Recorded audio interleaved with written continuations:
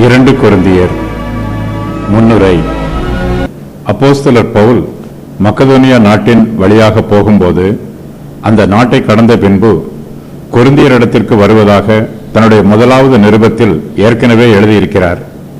ஆனால் அவர் கொரிந்து பட்டணம் போகவில்லை. அங்கு போவதற்கு அநேக தடைகள் உண்டாயிற்று.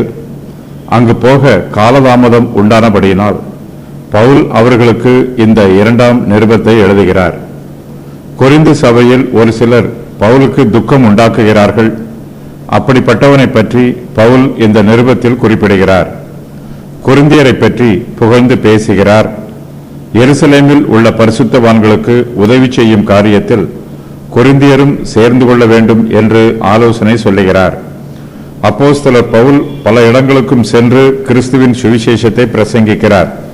பழைய உடன்படிக்கையின் காலத்திற்கும் புதிய உடன்படிக்கையின் காலத்திற்கும் இடையில் உள்ள வித்தியாசத்தை பவுல் இங்கு குறிப்பிடுகிறார். பவுலுக்கும் அவருடைய உடன் ஊழியருக்கும் அநேக உபத்திரவங்கள் உண்டாயிற்று. கொரிந்து சபையில் உள்ள விசுவாசிகள் அவிசுவாசிகளோடு ஐக்கியம் வைத்திருக்க கூடாது. அப்போஸ்தலர் பவுல் தன்னுடைய அப்போஸ்தல ஊழியத்தை நியாயப்படுத்துகிறார்.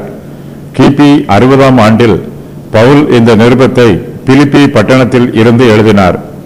அப்போஸ்தலர் 19:23 முதல் 23 வரை உள்ள வசனங்களில் கூறப்பட்டிருக்கும் நிகழ்ச்சிகளுக்கு பின்பு இந்த நிருபம் எழுதப்பட்டிருக்கலாம். மைய கருத்து. பவுல் இந்த நிருபத்தை எழுதுவதற்கு 5 காரணங்கள் இருந்தன. அவையாவன: தனது முதலாம் நிருபத்தின் மூலமாக கொரிந்துவில் உள்ள விசுவாசிகளை பவுல் கடிந்து கொண்டு திருத்தினார். இதன் மூலமாக ரட்சிக்கப்பட்டவர்களுக்கு ஆறுதலாக பவுல் இந்த நிருபத்தை எழுதியிருக்கிறார். உண்மையான கிறிஸ்தவ ஊழியத்தை பற்றி உபதேசம் பண்ணுவதற்காக பவுல் இந்த நிருபத்தை எழுதியிருக்கிறார்.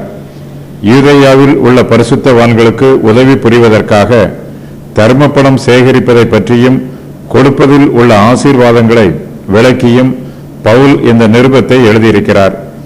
தன்னுடைய அப்போஸ்தல ஊழியத்தை உறுதி பண்ணும் விதமாக பவுல் இந்த நிருபத்தை எழுதியிருக்கிறார். கீழ்ப்படியாமையை எச்சரிக்கும் விதமாக பவுல் இந்த நிருபத்தை எழுதியிருக்கிறார்.